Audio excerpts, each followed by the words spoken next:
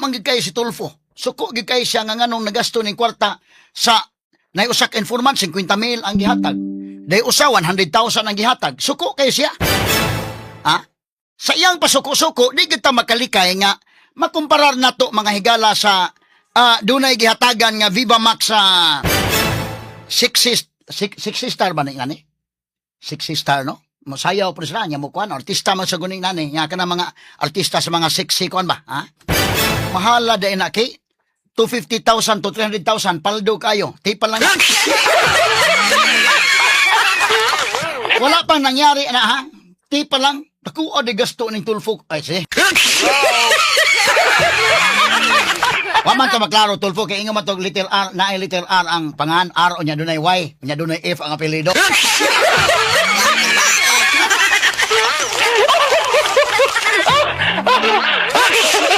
Pero dako-dako ng gastuha, oy.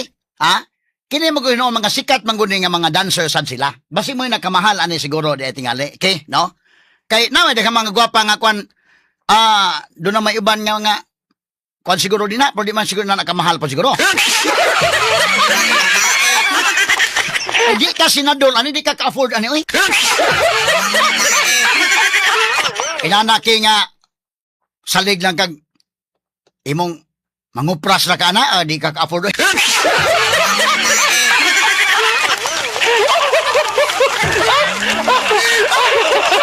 Mangigil lang kakabaka, di magsilbi.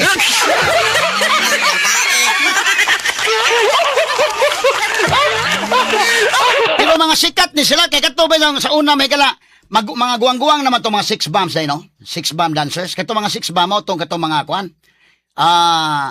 Kanta bito na sa to, tabangin ko kanta to, sayaw to katong espagiting pataas, pataas at pataas, espagiting pababa. Ina na ba?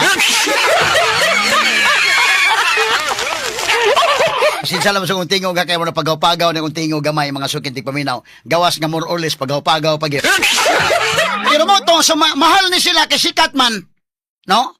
Katong 6 bomb nga dancers naman to sila. Pero nindo to ilang mga sayaw sad. Apir tayo, sumakit ang ulo ko, sumakit ang baywang ko, sex bomb, sex bomb, sex bomb. Mao to mga sikat sa una, sundan ato mga Viva Hot Babes. Unsa man to katong Viva Hot Babes, mao to nga buo. Basketball, basketball, ang saya-saya mag-basketball.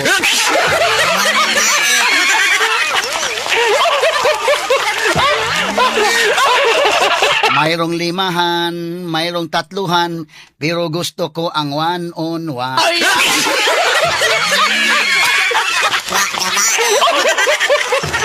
Mahal sa to sila kay sikat man po to kayo. Basketball. I-shoot mo, i-shoot mo, i-shoot mo na ang ball.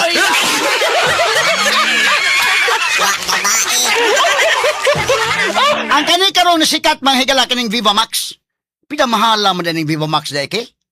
Ha? Oh, limang ka na 250 to 300. Kana pa lang daan. Paldo na. Be, usbar ko to gamay dong, be. Paldo pila to 250,000. Mahal lago di ay ng kalakiha, oy. Ha? Di ni magsilbi ni kalakihan. Mag-informant lang ka dito. Gamay, ray makuha ni mo delikado pa imong kinabuhi. Kini. Ay, pas pulis ni.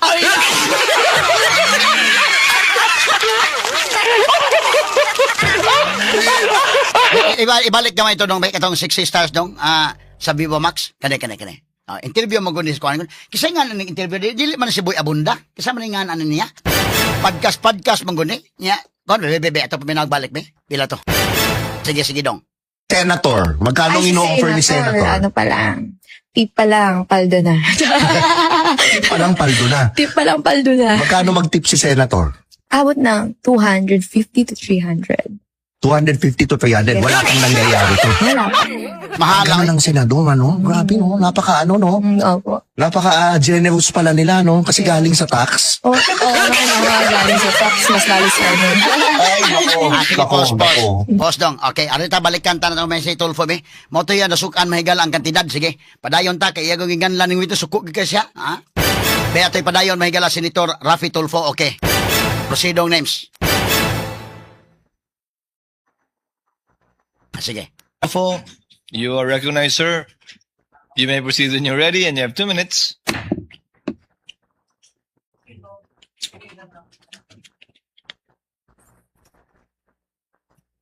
Mr. Witness, sakitin ba ang marami sa inyo mga informants? May mga malalang sakit ba sila? Sir, that I would have no personal knowledge po. Sir. You should.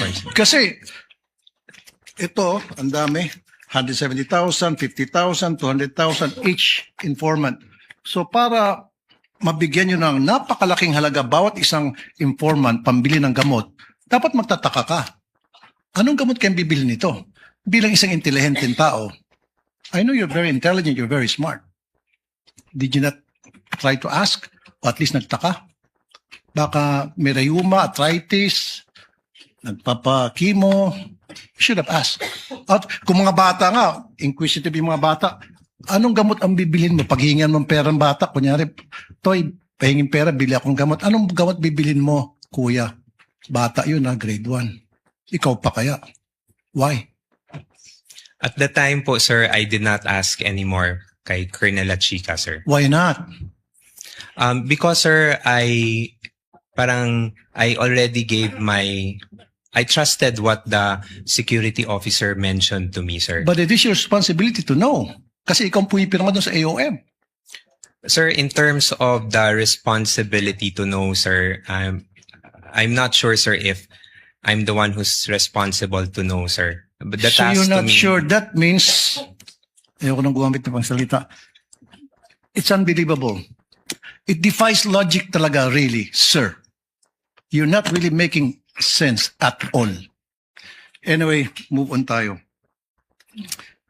Yung, alam mo naman sa DOH, nagbibigay ng libreng gamot. Meron Yes, kayong mga medical assistance program. Yes, sir. Oh, ba't di nila kayo humingi sa DOH? In fact, by the hundreds of millions and billions, nag-expire lang dyan sa bodega ng DOH, natatapon lang. Sayang. So dapat humingi na lang kayo sa DOH. Bigyan nyo lahat ng informant nyo ng kung anong klaseng gamot. Libre pa. Nakalibre kayo. The wisdom behind how the confidential funds were implemented, sir, I cannot answer, sir, because again, sir, I am not the main implementer for the said activities. Kaya sir. nga, Mr. Smart Guy, nung makita mo na ang dami mga informant na binigyan ng mga hundreds of thousands each para sa gamot, you could have asked La Chica and said, La Chica, bakit di tayo pumunta sa DOH, maghingi tayo ng gamot para makalibre, makatipid tayo sa confidential funds? Libre naman sa DOH. Pag Office of the President maghingi, may budget, meron kayo allocation doon, I'm sure. In fact, sa Davao, ginagawa nyo na yun eh. Sir, that I cannot answer, sir. So again, it defies logic. Hindi po kapani-paniwala ang mga pinagsasabi mo. Sir, for me, it really defies logic. Sayang po yung pagkatalino mo rito. Nasira po yung pagiging isang matalino mong tao. Nakakahiya po dun sa mga eskwelahan na kung saan ka nag-aral at nag-graduate. Because ngayon, pinakita mo na nagsasalita ka na para kang, sorry sir, nagtatanga-tangahan. Salamat po sir. Pasensya na sir. Your Honor, with all due respect, Your Honor, I personally take offense of that comment, sir. I actually just did my duty, sir. At the time, sir, I believe na yun po yung kailangan kong gawin bilang isang empleyado po, sir. And I did my work, sir, based on what was tasked of me, sir, including the limitations that I can do to the duty that I will be doing, So sir. you're talking about limitation. Ikaw ang deputy COS and then malapit ka kay VP Sara and then pirma mo ang nakasaad doon sa AOM. So karapatan mo po magtanong. Okay? Now, you're talking about taking offense. Paano naman po yung mga taong bayan? They're being offended sa paglulustay nyo ng pera. Lumilito na parang nilulustay ang pera dito eh.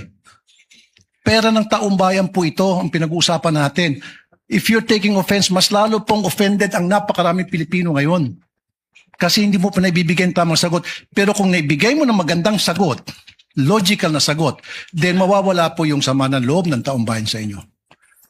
Sir, with all due respect, sir, I believe, sir, this matter of the confidential fund, sir, is still pending the final decision, sir. We are currently still submitting our motion for reconsideration on this one, sir, and we still have not received any final reply on this one. What So, I'm talking in ter- about, sir, is yung mga sagot niyo po, it defies logic para sa isang matalinong tao. Kasi kung ako, sir, pinesenta sa akin yung mga ganong klaseng dokumento at nagtanong ako at hindi nasagot ng maayos, I will resign. Kaysa naman makulong ako. Kaysa naman maipit ako ngayon tulad nangyari sa'yo at saka mga previous witnesses. Di ba? Dalawa lang yun eh. Patuloy kang magbubulag-bulagan, pirma ka lang ng pirma dyan, nakapikit. Pero, ang consequence yan, maaari kang makulong, maaari kang makasuhan. Anything can happen. Or, mag-resign ka na lang. Kung ako, I will resign. Mapapahama ako dyan, ba't ako pipirma dyan? Bakit ako pipirma sa mga nakalagay pagong, piatos, pikit, etc., kung ano pa mga kengkoy na mga pangalan? I would not consent to that. Outright sabihin ko, pag hindi niyo may paliwanag sa akin yan, I will resign.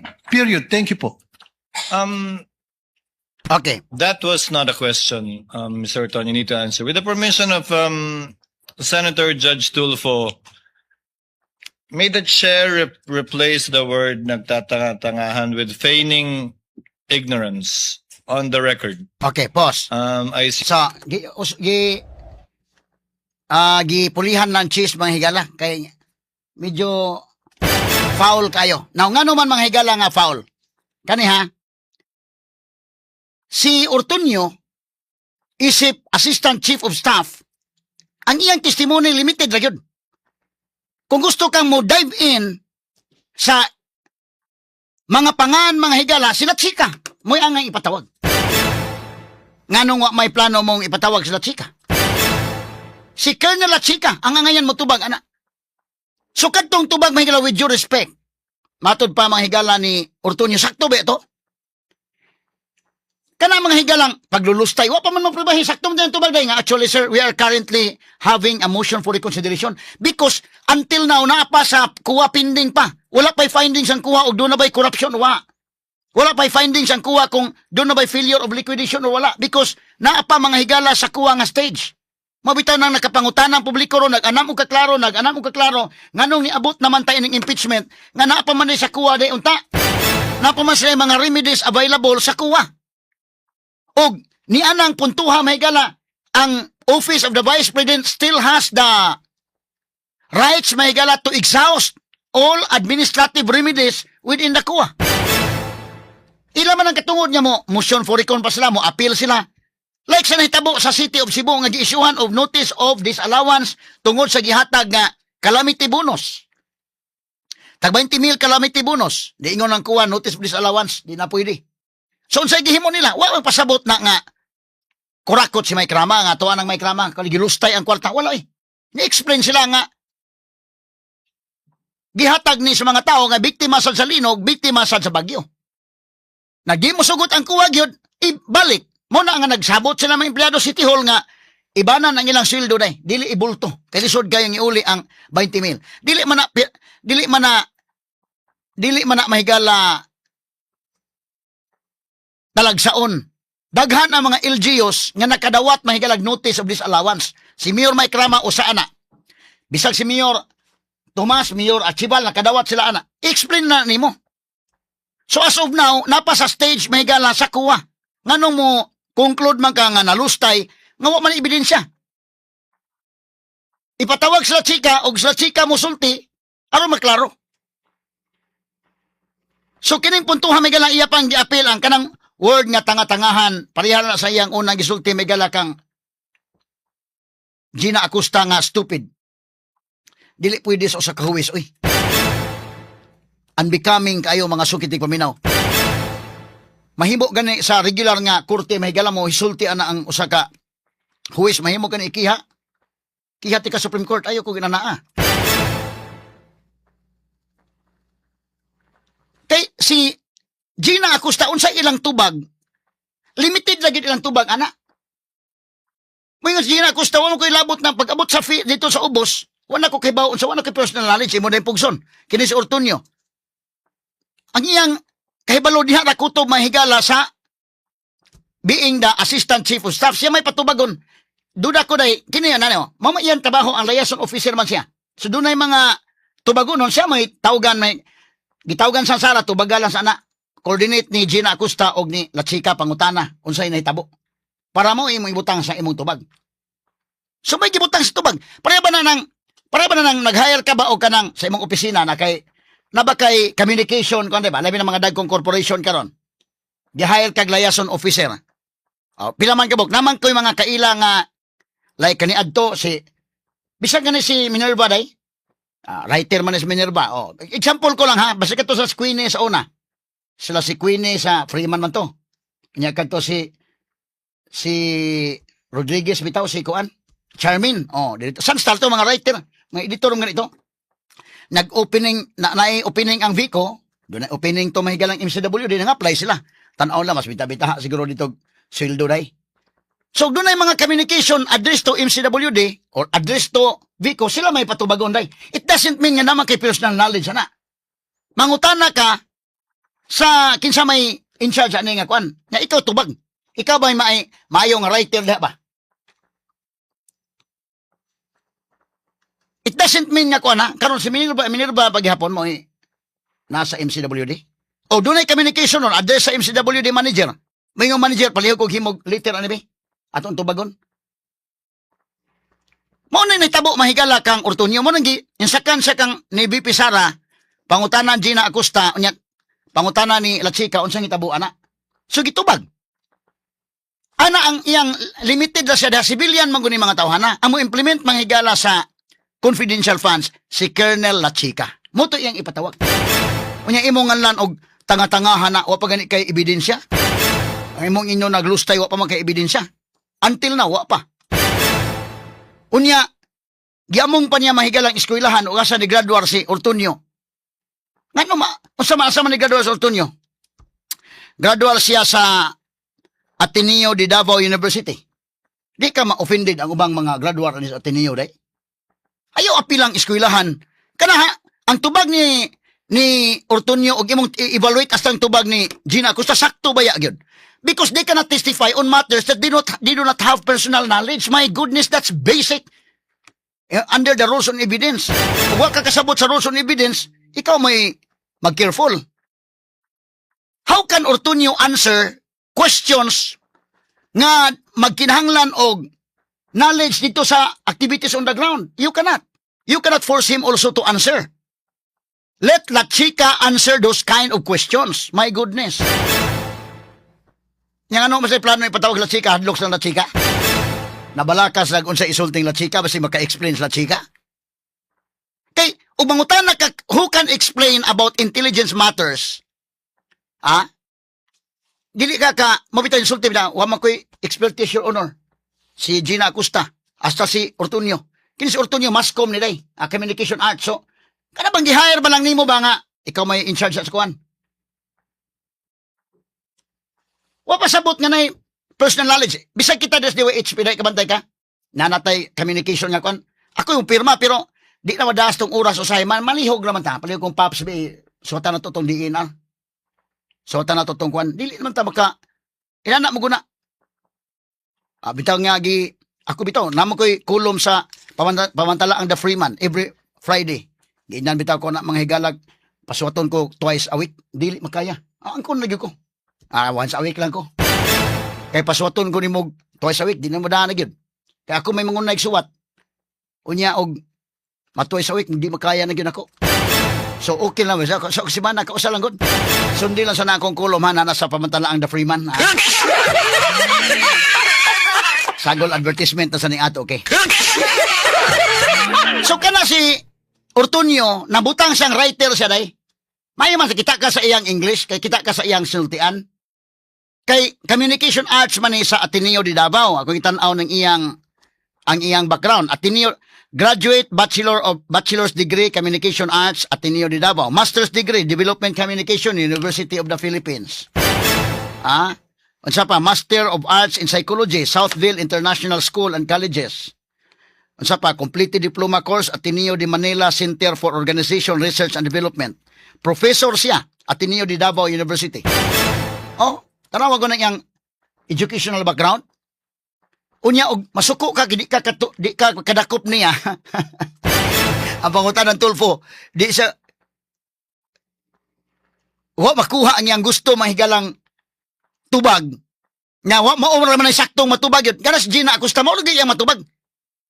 So, kung gusto ka mo dive in, ipatawag sila chika. Siya makatubag ana. Because sakto man ang Ortonio nga sir naman ko limited naman ko. Ni trabaho lang ko sa akong trabaho. Nya doon ako limitation.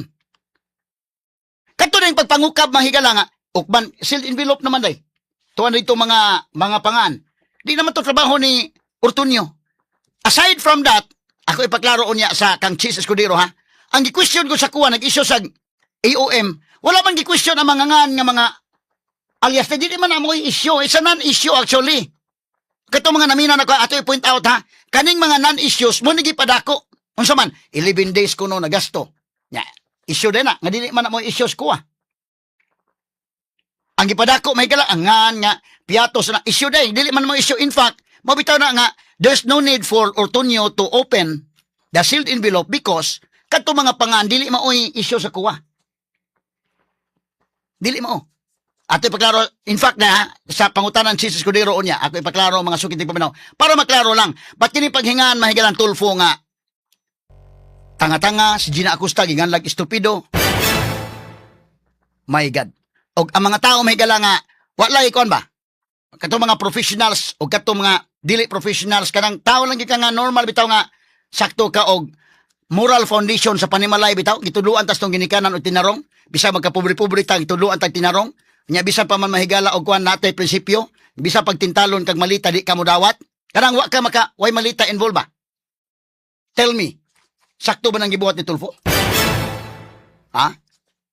Gawas ka to mga bashers nga nakadawat og kwarta gikan sa malita, may nga sakto sa Tulfo.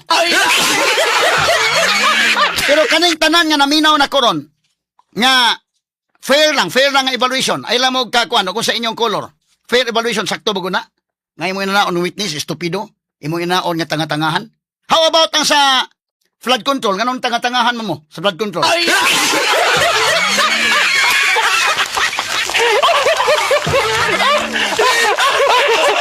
Ako lang yung agig katawa-katawa mga sukitig paminaw. Kada kong iskandalo na mahigalang flood control. Wa mo kakita na, di magani mo ipuspon man gani ang Senate impeachment hearing kay nagbaha sa Manila. Kana may klarong tanga-tangahan, kakita kang gabaha, wa lang gikay. Kakita kang gabaha, kakita kang grabe ang tubig. Asa man ang flood control budget? Asa man? Kanang klarong flood control na mali-malitang kwarta gihatod dito sa balay ni Kwan. Wa may testimonya na din, doon ay mali-malitang kwarta gihatod dito sa balay Sara, wa man. In fact, pag ingon nga na ay EOM, gikan sa kuwa, si Sara mingon tubaga na palihog, si Ortonio ginyan, pangutan si Gina o si Latsika. Kaya di man makatubag sa si Ortonio na si Ortonio tanaw na ko na writer nila, may musuwat ba?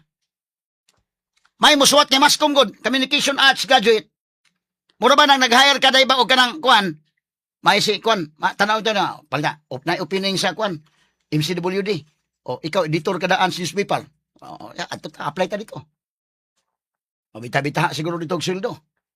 O, kanang mga nasa Bico, nasa MCWD, kasama na, mga taga-newspaper man ang naasa Kwan day. O, nadugay mo suot-suot balita ba? Suot-suot balita mo doon na akong sweldo dito na. Ay!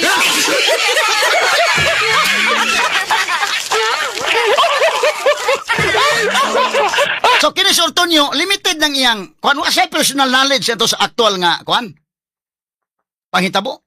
Pamalihog lang siya dahil ikaw ay tubag, ana. Yung sa man ko, kung sa may substance ni, pangutan alang sa chika, makatubag ka. So, tuod man, gitubag ni Ortonio. Okay man ang kuha sa tubag ni Ortonio, day. Nihimo lang ang kuha og lain na po nga communication, but doon ay mga portions ito nga ni okay ang kuha. In fact, dili issue ang mga ngaan, dili man na issue. Dili man na may gi-point out sa kuha. Mo yung tubag sa Ortonio nga, actually, Your Honor, naapa may motion for reconsideration. Until now, we are still waiting the final decision of the kuha. So, dili pa final, mga sukid, di paminaw, pastilan, mga higit.